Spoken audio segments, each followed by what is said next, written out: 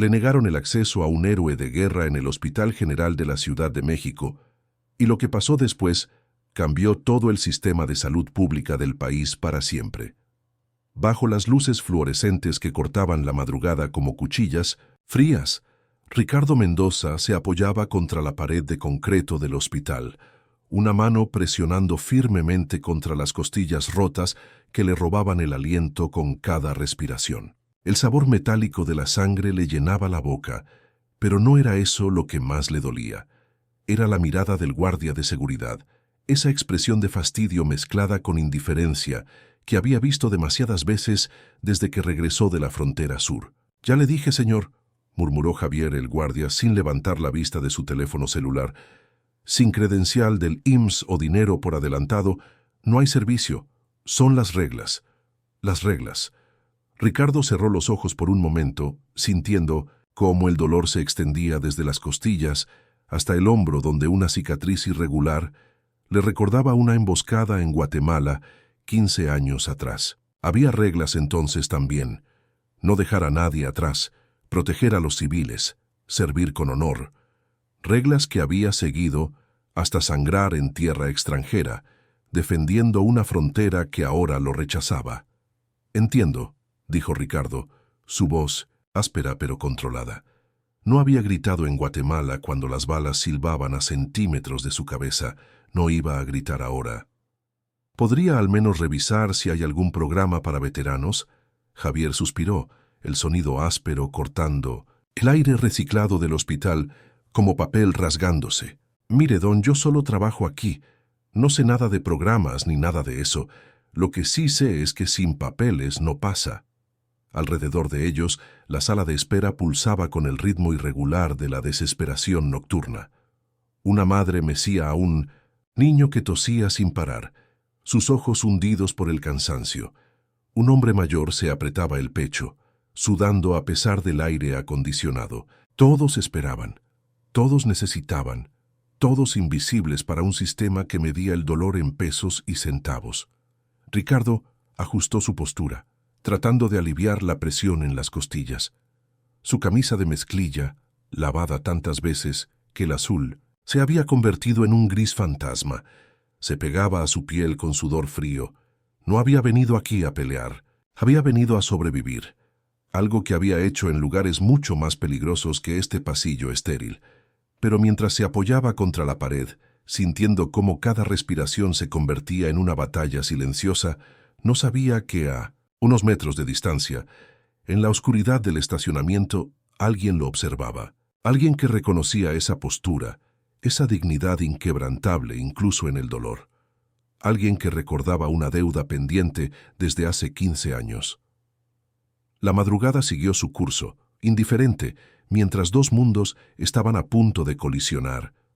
Desde 1900, el asiento trasero del Suburban blindado, Omar Harfuch observaba la escena que se desarrollaba bajo las luces del hospital como si fuera una película en cámara lenta. Sus dedos tamborileaban contra el cuero negro del asiento, un ritmo irregular que traicionaba la tensión que se acumulaba en su pecho como vapor a presión. «Secretario», murmuró el comandante Vázquez desde el asiento del copiloto. «¿Esperamos? ¿Mucho más? El doctor Ramírez lo espera a las 6». Harfuch no respondió. Sus ojos permanecían fijos en la figura solitaria que se apoyaba contra la pared del hospital, esa postura inconfundible de un hombre acostumbrado a soportar dolor sin quejarse. Había algo en la manera en que el desconocido mantenía la espalda recta a pesar del sufrimiento evidente, algo que hacía que los años se desvanecieran como humo. El cristal polarizado creaba una barrera entre él y el mundo exterior, pero no podía bloquear los recuerdos que comenzaban a filtrarse en su conciencia. Guatemala 2009. El calor sofocante de la selva, el olor a pólvora y tierra húmeda, y la voz de un soldado gritando «¡Al suelo!», segundos antes de que las balas convirtieran el aire en un infierno de metal y muerte. «Señor, ¿se encuentra bien?». La voz de Vázquez cortó a través de la niebla de memoria. Harfuch parpadeó regresando al presente. A través del parabrisas, vio al guardia del hospital gesticular con fastidio hacia el hombre herido. La escena le revolvió el estómago de una manera que no había experimentado en años. Él, que había negociado con carteles, que había tomado decisiones que afectaban a millones de personas, se sentía paralizado por una injusticia tan simple como brutal. «¿Cuánto tiempo llevamos aquí?», preguntó finalmente. «20 minutos, señor». Llegamos justo cuando ese hombre se acercó a la entrada. 20 minutos observando cómo rechazaban a alguien que necesitaba ayuda médica. 20 minutos siendo testigo silencioso de una humillación que se repetía en hospitales públicos por todo el país. Harfuch conocía las estadísticas, había firmado reportes sobre la crisis del sistema de salud, pero nunca había visto el rostro humano del problema tan claramente. Sus dedos encontraron el manubrio de la puerta, pero se detuvieron ahí. El protocolo era claro. El secretario de Seguridad no intervenía en asuntos civiles menores. Su agenda estaba marcada al minuto, cada movimiento calculado para maximizar su eficiencia gubernamental. Intervenir significaría explicaciones, reportes, posibles complicaciones políticas. Pero cuando vio al hombre deslizarse lentamente por la pared, claramente debilitándose, algo dentro de Harfuch se rompió como una cuerda tensada al límite. «Comandante», la dijo su voz más firme de lo que se sentía, «quiero que registre todo lo que está pasando en esa entrada. Señor, todo. Y mantenga el motor encendido». Harfuch abrió la puerta, sintiendo cómo el aire fresco de la madrugada lo golpeaba con la fuerza de una decisión que cambiaría más de lo que podía imaginar. Ricardo encontró una silla de plástico naranja en la esquina más alejada de la sala de espera, donde las luces fluorescentes parpadeaban con un zumbido enfermizo que le recordaba a los generadores defectuosos de los campamentos militares. Se sentó despacio, cada movimiento una negociación cuidadosa con el dolor que se extendía desde sus costillas como fuego líquido. A su lado, una mujer arrullaba a un bebé que lloraba sin consuelo. Frente a él, un hombre con los ojos vidriosos se mecía ligeramente, presionando una toalla ensangrentada contra su frente. Todos esperaban, todos sufrían, todos invisibles para las enfermeras que pasaban con pasos apresurados, esquivando miradas como si el contacto visual pudiera contagiarles la desesperación. «¿Cuánto tiempo lleva esperando?», le preguntó la mujer del bebé, su voz áspera por el cansancio. «2 horas», respondió Ricardo, aunque se sentían como días. Ajustó la manga de su camisa, un gesto automático para cubrir la cicatriz irregular que se extendía desde su muñeca hasta el codo. Una esquirla de granada había abierto su brazo como una cremallera en aquel puesto de control cerca de Tapachula, pero había seguido disparando hasta que el último civil cruzó la frontera a salvo. La mujer asintió con comprensión amarga. «Van 3 horas para nosotros. Mi niño tiene fiebre desde ayer». Ricardo observó al bebé, su rostro enrojecido y su respiración laboriosa, y sintió una punzada familiar en el pecho. No era dolor físico esta vez, sino el peso de la impotencia. El mismo que había sentido cuando los recursos médicos en Minlas, la frontera sur, se agotaban y tenía que decidir quién recibía atención primero. Pero entonces tenía autoridad, tenía un uniforme que significaba algo. Ahora solo tenía cicatrices que nadie quería ver. Una enfermera pasó junto a ellos, sus zapatos blancos chirriando contra el linóleo. Ricardo levantó la mano débilmente. «Disculpe, ¿podría revisar mi expediente? Creo que ya debería estar listo». La enfermera se detuvo apenas sin voltear completamente. «No hay expediente sin registro previo. Ya le explicaron en admisiones». «Entiendo, pero mi condición está empeorando y...» «Señor, todos aquí tienen condiciones que empeoran. Tiene que esperar como los demás». Se alejó antes de que Ricardo pudiera responder, dejando tras ella el aroma antiséptico que no lograba ocultar el olor a miedo y desesperación que impregnaba la sala. Ricardo cerró los ojos, sintiendo cómo la náusea se combinaba con una ira sorda que no había experimentado desde Guatemala. Allá, cuando una bala le atravesó el hombro durante una emboscada, había crawleado 400 metros bajo fuego enemigo para rescatar a un compañero herido. Había cargado al soldado inconsciente en su espalda, sangrando por 3 heridas diferentes, hasta llegar a la zona segura. Le dieron una medalla que ahora estaba guardada en una caja de zapatos en su departamento de una habitación. Aquí no podía conseguir ni una aspirina. La ironía le arrancó una sonrisa amarga, mientras el dolor en sus costillas se intensificaba, y el mundo comenzaba a girar lentamente alrededor de él. En el 5º piso del hospital, detrás de puertas de cristal esmerilado que filtraban la luz como promesas rotas, la doctora Elena Salinas ajustó sus lentes de marco dorado y revisó el reporte mensual de admisiones. Los números brillaban en la pantalla de su computadora con la frialdad de una morgue.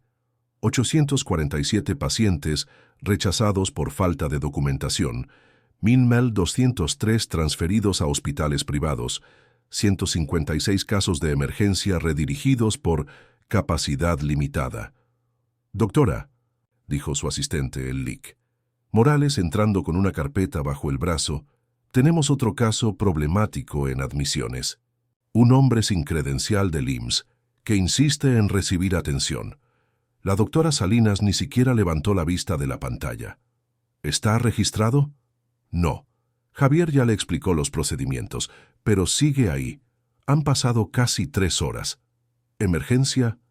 ¿Real o teatro? Morales consultó sus notas con la precisión de un contador evaluando facturas. Posible traumatismo en costillas, signos de dolor, pero está consciente y caminando. Nada que no pueda esperar a que resuelva su situación administrativa. La respuesta llegó automática, pulida por años de repetición. La doctora Salinas había pronunciado esas palabras tantas veces que habían perdido cualquier peso moral, convirtiéndose en un mantra burocrático que la protegía de pensar demasiado en las consecuencias. Protocolo estándar. Si no tiene cobertura, médica o no puede pagar, debe ser referido al Hospital de la Raza. Tienen convenio con casos de indigencia. ¿Y si se agrava su condición? Por primera vez, la doctora Salinas detuvo su revisión de números y miró a Morales directamente. Sus ojos, enmarcados por las ojeras de 12 años dirigiendo un hospital público desfinanciado, no mostraban crueldad, sino algo peor: resignación institucionalizada. Morales, dirigimos un hospital, no un centro de caridad. Cada peso que gastamos, en casos no autorizados, es un peso menos para los pacientes que sí tienen derecho a estar aquí. ¿Entiende la matemática? Sí, doctora, pero no hay peros. Tenemos protocolos por una razón. Si empezamos a hacer excepciones, ¿dónde termina? Atendemos a todo México gratis, mientras el gobierno nos reduce el presupuesto cada año. La lógica era impecable, blindada por años de experiencia y decepciones administrativas. La doctora Salinas había llegado a su puesto con ideales humanitarios, pero el sistema la había moldeado como agua que forma cañones en la roca, gota a gota, año tras año, hasta crear algo funcional pero vacío de compasión. Además, continuó regresando a su pantalla, si realmente fuera una emergencia habría llegado en ambulancia. Los verdaderos casos críticos no caminan hasta aquí por su propio pie. Abajo, en la sala de espera, Ricardo Mendoza se deslizaba lentamente por la pared, mientras su visión se nublaba, ignorante de que su vida había sido reducida a una cifra en una hoja de cálculo. El aire de la selva guatemalteca se sentía como respirar a través de una toalla húmeda. El teniente Omar Harfuch limpiaba el sudor de su frente, mientras estudiaba el mapa desplegado sobre el capó del Humvee, las coordenadas marcadas con tinta roja que parecía sangre bajo la luz filtrada del dosel selvático. Era abril de 2009 y la operación anticontrabando en la frontera sur había tomado un giro mortal. Los civiles están atrapados en el puesto de control Gamma 7, reportó el sargento Mendoza, su voz cortando el zumbido constante de los insectos. A los 25 años, Ricardo Mendoza ya tenía la reputación de ser el soldado más confiable de la unidad, el tipo de hombre que encontraba maneras de cumplir misiones imposibles sin perder la sonrisa. Harfuch trazó la ruta con el dedo, calculando distancias y tiempos. ¿Cuántos? 12 familias, señor, incluyendo niños. Los narcos tomaron el puesto hace una hora y los están usando como escudos humanos. El plan era simple en teoría, suicida en la práctica. Tendían que infiltrarse a través de 2 kilómetros de selva controlada por contrabandistas armados con equipo militar, neutralizar a un número desconocido de combatientes y evacuar a civiles aterrorizados, todo antes de que llegaran refuerzos enemigos. Mendoza, dijo Harfuch doblando el mapa, necesito que tomes puntos si algo sale mal. Nada va a salir mal, mi teniente, interrumpió Ricardo, revisando su rifle con movimientos precisos y relajados. No en mi turno. La confianza en su voz no era bravuconería juvenil. Era la certeza de un hombre que había convertido la protección de otros en su razón de existir. Harfuch había visto a soldados quebrantarse bajo presión menor, pero Mendoza parecía crecer cuando las probabilidades se volvían imposibles. La emboscada llegó a los 40 minutos de marcha. Las balas convirtieron el aire en un infierno de metal y astillas de madera, pero Ricardo nunca se detuvo. Cuando Harfuch sintió el impacto que le atravesó el hombro y lo tiró al suelo, fue Mendoza quien apareció como un fantasma entre el humo, arrastrándolo detrás de un tronco caído mientras continuaba disparando con una mano. «Quédese abajo». «¡Señor!», gritó por encima del estruendo. «¡Voy por los civiles!». Harfuch intentó detenerlo, pero Ricardo ya había desaparecido en la vegetación, moviéndose hacia el puesto de control donde las familias esperaban entre el fuego cruzado. Durante los siguientes 30 minutos, Harfuch observó desde su posición algo que lo marcaría para siempre. Un soldado corriendo una y otra vez hacia el peligro, cargando niños en sus brazos, guiando familias aterrorizadas hacia la seguridad, sangrando por 3 heridas diferentes, pero sin detenerse jamás. Cuando el último civil cruzó hacia zona segura, Ricardo Mendoza se desplomó. Harfuch nunca supo cómo logró mantenerse consciente tanto tiempo con esas heridas.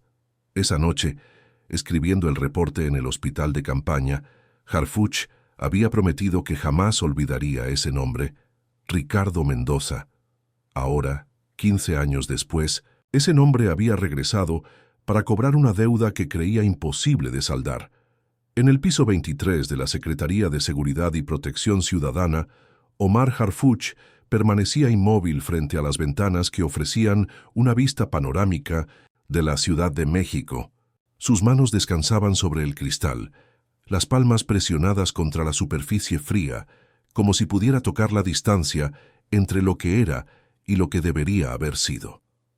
El escritorio a sus espaldas estaba cubierto de reportes urgentes, índices de criminalidad, solicitudes de recursos, planes operativos que afectarían a millones de mexicanos. Pero su mente no estaba en esos documentos. Estaba en un hospital a 15 kilómetros de distancia, donde un hombre que le había salvado la vida se desangraba lentamente en una silla de plástico naranja. «Secretario», murmuró su asistente, Lalique García, desde la puerta. «Tiene la reunión con el subsecretario de Prevención en 10 minutos». Harfuch no se movió. En el reflejo del cristal vio su propio rostro superpuesto sobre la ciudad que se extendía bajo él como un mapa de responsabilidades infinitas. Cada línea en su cara había sido tallada por decisiones difíciles, por noches sin dormir, por el peso de proteger a un país que parecía sangrar desde todas sus heridas. «Cancélela», dijo finalmente. «Señor, cancele todas las reuniones. De hoy». García vaciló en el umbral, su tablet computadora parpadeando con recordatorios de una agenda que había sido planeada con precisión militar. «Secretario, el presidente espera el informe sobre los operativos en Michoacán para las 3 de la tarde». Harfuch se alejó de la ventana moviéndose hacia el archivero donde guardaba los documentos más confidenciales. Sus dedos encontraron una carpeta manila marcada con su puño y letra: Guatemala, Operación Frontera Segura, 2009.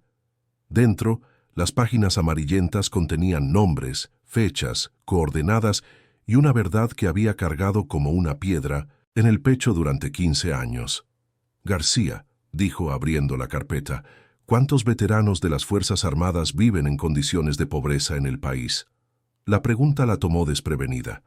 No tengo esa cifra exacta, señor». «Búsquela. Quiero números reales, no estadísticas maquilladas del INEGI». Sus ojos encontraron el reporte que había escrito como teniente, las palabras que había mecanografiado con 2 dedos en una máquina de escribir oxidada del campamento. El sargento Ricardo Mendoza mostró valor excepcional bajo fuego enemigo, salvando 12 familias civiles y rescatando a su oficial al mando bajo circunstancias extremas. Se recomienda para condecoración por heroísmo. La recomendación nunca llegó a procesarse. Los burócratas del ejército habían archivado el reporte en el laberinto de papelería militar, donde las medallas se otorgaban más por conexiones políticas que por actos de valor real. Harfuch había ascendido en las filas, había acumulado poder e influencia, pero Ricardo Mendoza había regresado a la vida civil sin reconocimiento, sin apoyo, sin siquiera un certificado que validara su sacrificio. Ahora, el mismo sistema que había fallado en honrar a Ricardo estaba fallando en salvarlo. Harfuch cerró la carpeta y se dirigió hacia la puerta, deteniéndose solo para tomar las llaves de su vehículo personal del escritorio. «¿A dónde va, señor?», preguntó García. «Saldar una deuda», respondió sin voltear atrás. Ricardo ya no sentía las costillas rotas. El dolor se había transformado en algo más profundo, más sordo, como si su cuerpo hubiera decidido que ya no valía la pena reportar cada nueva agonía al cerebro. Desde su asiento en la esquina, observaba el flujo constante de la miseria humana que caracterizaba las madrugadas en el Hospital General.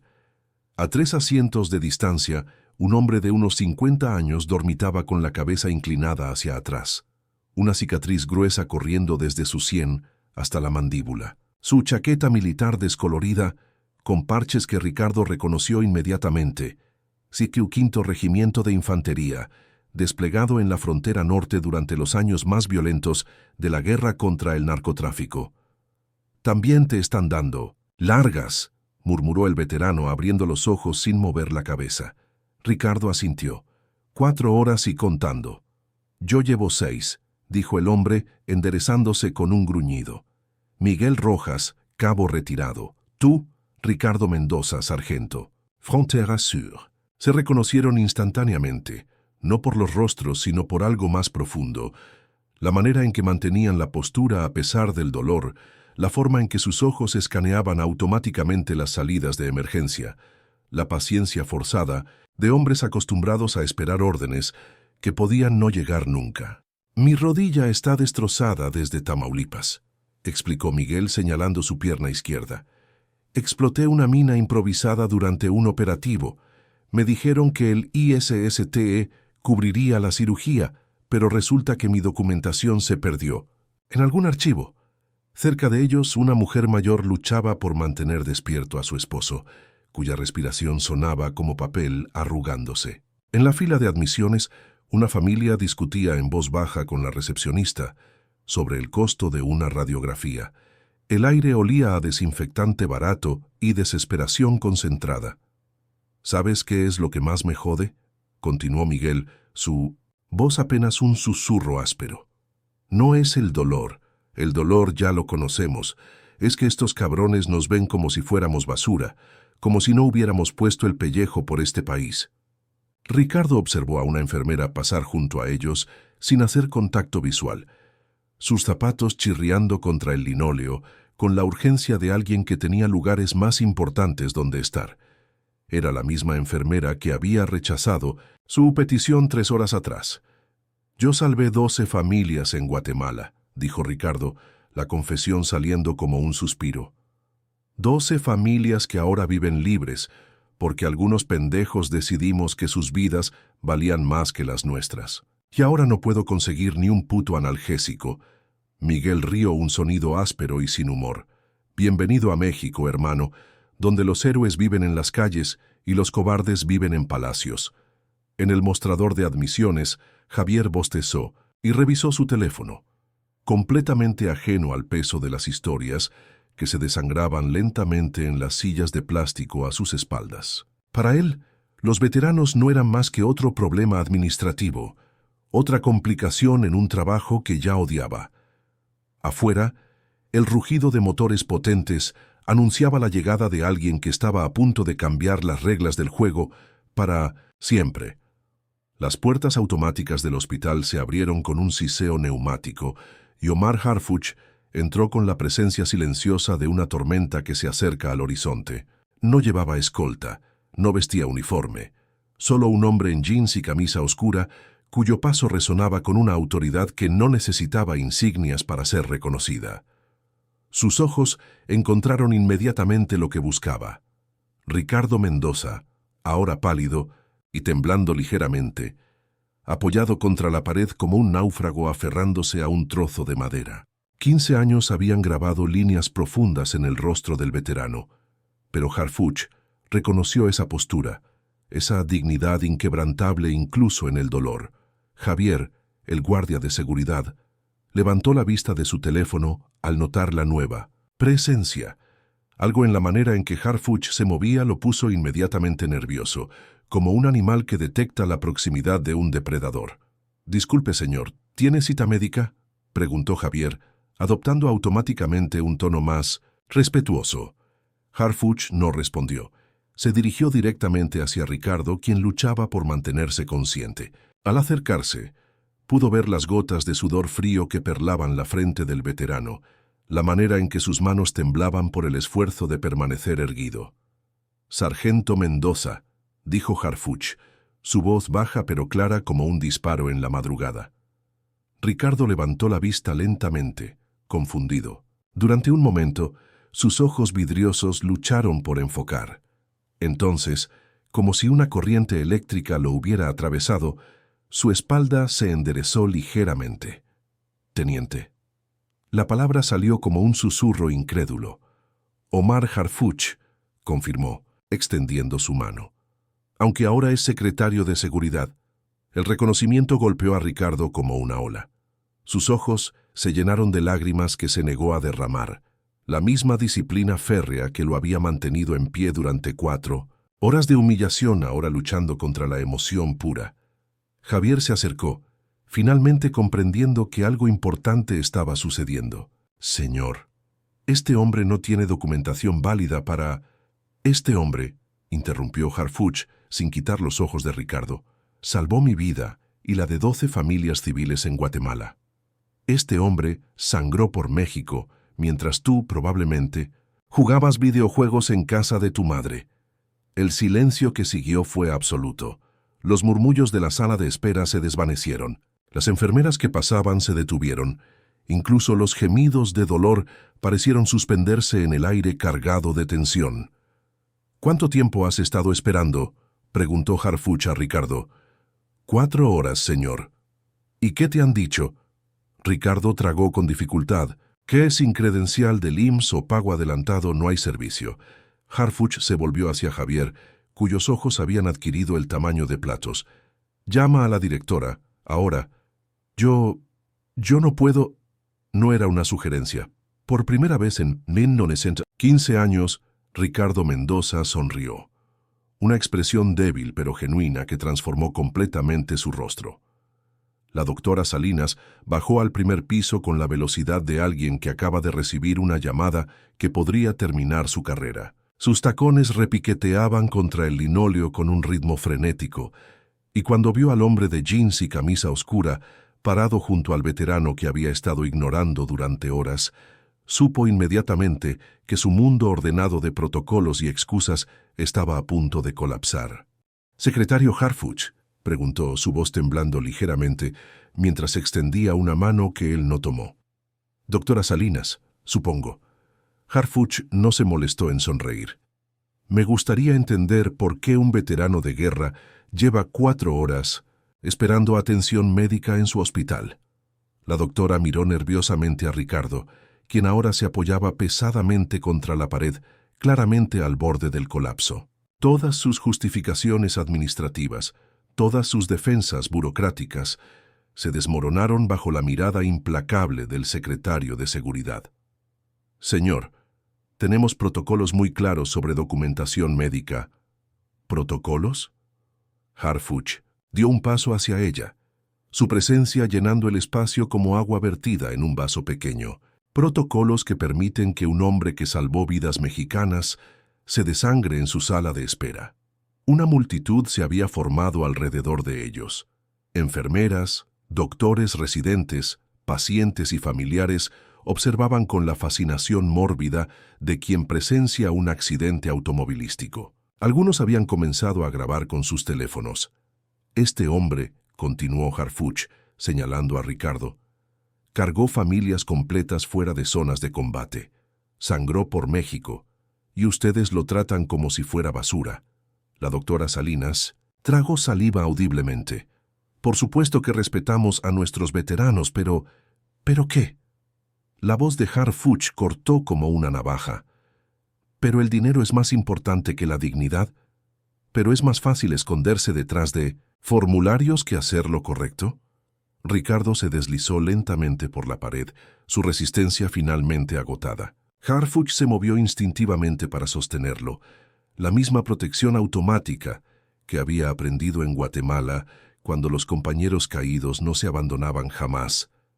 «¡Traigan una camilla!», gritó a las enfermeras que permanecían paralizadas. Ahora, como si hubieran sido liberadas de un hechizo, el personal médico se movió con súbita urgencia.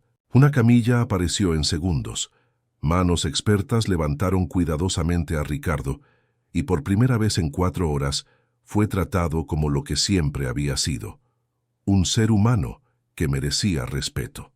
«Doctora», dijo Harfuch mientras seguían la camilla hacia el área de emergencias, «espero que entienda que este caso va a cambiar la manera en que este hospital trata a todos los veteranos». La doctora Salinas asintió vigorosamente, sudando a pesar del aire acondicionado. «Por supuesto, secretario. Implementaremos protocolos especiales inmediatamente». «No protocolos especiales», corrigió Harfuch. «Dignidad básica, para todos».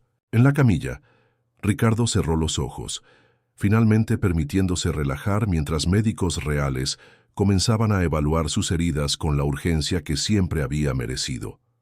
3 horas después, en la oficina privada que la doctora Salinas había ofrecido sin que nadie se la pidiera, Ricardo Mendoza se sentaba en una silla acolchonada con las costillas vendadas y un analgésico corriendo por sus venas como un río de alivio. El contraste con la silla de plástico naranja de la sala de espera era tan marcado que casi le arrancaba una sonrisa amarga. Harfuch estaba de pie junto a la ventana, observando el flujo de ambulancias que llegaban al hospital. Ya no era el secretario de seguridad imponiendo su autoridad, era simplemente Omar, un hombre cargando 15 años de gratitud no expresada y culpa mal digerida. «Nunca te busqué», dijo Harfuch sin voltear, su voz áspera como papel de lija. «Después de Guatemala, nunca te busqué para agradecerte». Ricardo ajustó su posición en la silla, sintiendo cómo el vendaje apretaba correctamente alrededor de sus costillas. «No era necesario, teniente. Hicimos nuestro trabajo. No». Harfuch se volvió hacia él, y Ricardo pudo ver algo quebrado. En sus ojos, una vulnerabilidad que los rangos militares no permitían mostrar. «Tú salvaste mi vida. Me llevaste en tu espalda 400 metros mientras sangraba por 3 heridas diferentes. Eso no es trabajo. Eso es lo que hacen los hermanos», interrumpió Ricardo suavemente. «Lo que hacían, al menos». El silencio que siguió estaba cargado de peso, de años no vividos juntos, de caminos que se habían separado después de que las balas dejaran de volar en Guatemala. Harfuch había ascendido por las filas del poder, acumulando influencia y responsabilidades que lo alejaron gradualmente del soldado que había sido. Ricardo había regresado a una vida civil que nunca logró ajustarse a su forma, trabajando en empleos temporales que no entendían las pesadillas que traía consigo.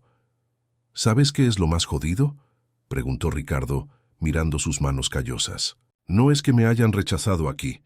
Es que por un momento, cuando ese guardia me trató como basura, casi me lo creí. Casi olvidé lo que había hecho».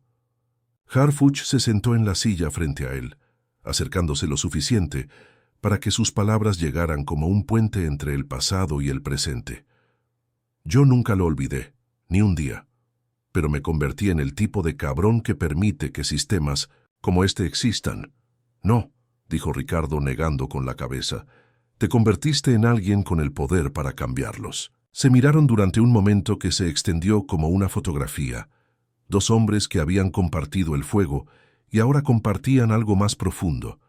La comprensión de que el tiempo perdido podía recuperarse, de que las deudas emocionales podían saldarse incluso después de décadas. Hay otros como yo, dijo Ricardo finalmente. Miguel Rojas estaba en la sala de espera conmigo, cabo retirado, rodilla destrozada en Tamaulipas. Y hay más, muchos más. Harfuch asintió lentamente. Y Ricardo pudo ver cómo los engranajes del poder comenzaban a moverse detrás de sus ojos. Entonces esto no termina aquí. No, acordó Ricardo. Esto apenas comienza. Afuera, el sol del mediodía bañaba la Ciudad de México con una luz diferente, más brillante, como si el mundo hubiera cambiado imperceptiblemente mientras dos hermanos de guerra se reencontraban después de 15 años. 6 semanas después, las ondas del terremoto que había comenzado en el Hospital General se extendían por todo el sistema de salud pública de la Ciudad de México como círculos en un estanque perturbado por una piedra arrojada con fuerza. En el Hospital de la Raza, la enfermera Patricia Hernández colocaba discretamente un letrero nuevo junto a su ventanilla de admisiones. Atención prioritaria, veteranos de las Fuerzas Armadas.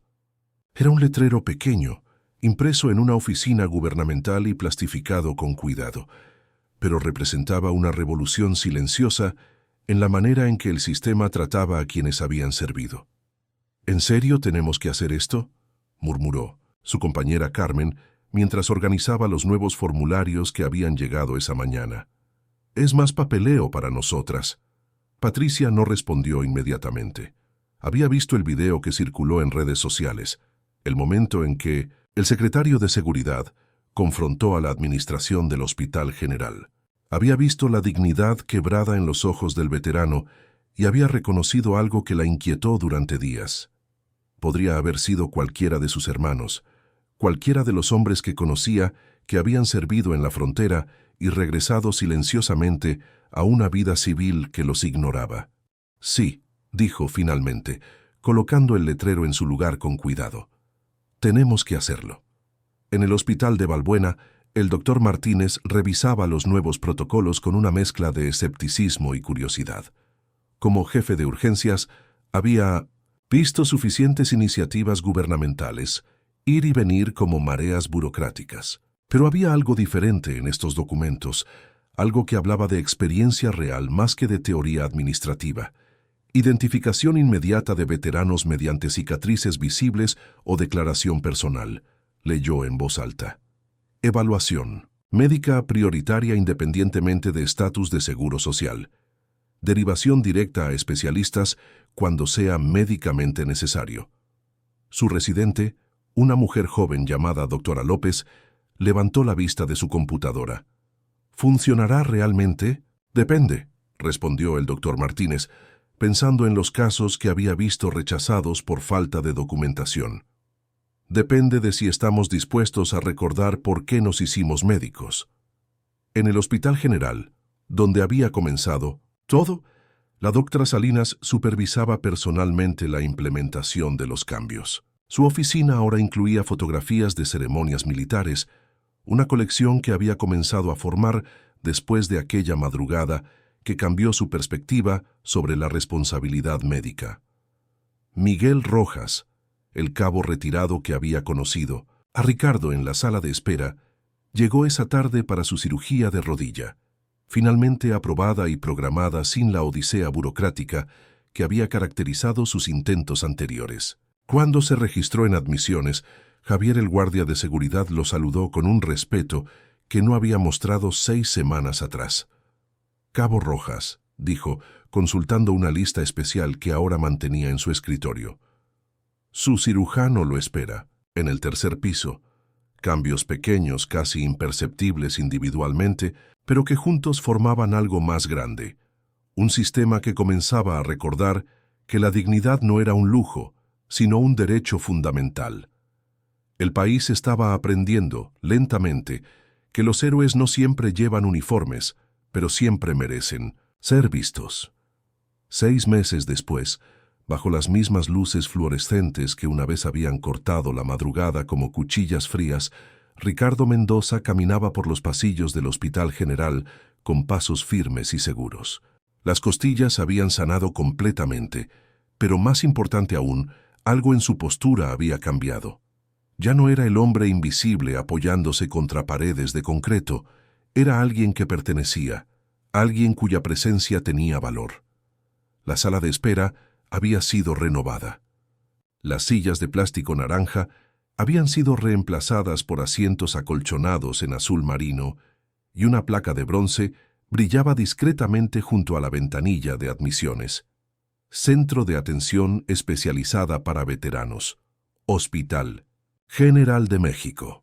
Omar Harfuch observaba desde el fondo de la sala mientras Ricardo ayudaba a un veterano joven que había perdido una pierna en un operativo antidrogas en Sinaloa.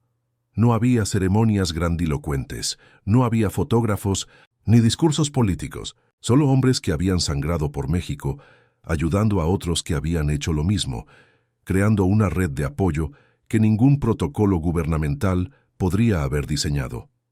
¿Recuerdas cuando pensabas que esto era imposible?, preguntó Ricardo, acercándose a Harfuch después de que el joven veterano fuera llamado para su cita médica. Harfuch sonrió, una expresión que se había vuelto más frecuente en los últimos meses. Recuerdo cuando pensaba que las deudas no se podían saldar después de 15 años. Alrededor de ellos, el hospital funcionaba con una eficiencia que no tenía nada que ver con burocracia y todo que ver con respeto humano básico. Javier, el guardia de seguridad, ahora coordinaba personalmente la llegada de veteranos, manteniendo una lista de contactos y recursos que había compilado por iniciativa propia. La doctora Salinas había establecido un programa de residencia especializado en trauma de combate, atrayendo a los mejores médicos jóvenes del país. Miguel Rojas apareció por el pasillo, caminando sin cojear por primera vez en años. Su cirugía de rodilla había sido un éxito completo, pero más allá de la curación física, llevaba consigo la dignidad de alguien que había sido visto, valorado y tratado como el héroe que siempre había sido. ¿Sabes qué es lo mejor de todo esto?, preguntó Ricardo, señalando discretamente hacia la sala, donde familias de veteranos esperaban con la tranquilidad de quienes saben que serán atendidos con respeto. ¿Qué?, respondió Harfuch, que ya no se trata de nosotros, se trata de todos los que vienen después. En la pared cerca de la entrada, una nueva fotografía había sido enmarcada y colgada con cuidado. Mostraba a soldados mexicanos ayudando a evacuar familias civiles durante una operación humanitaria.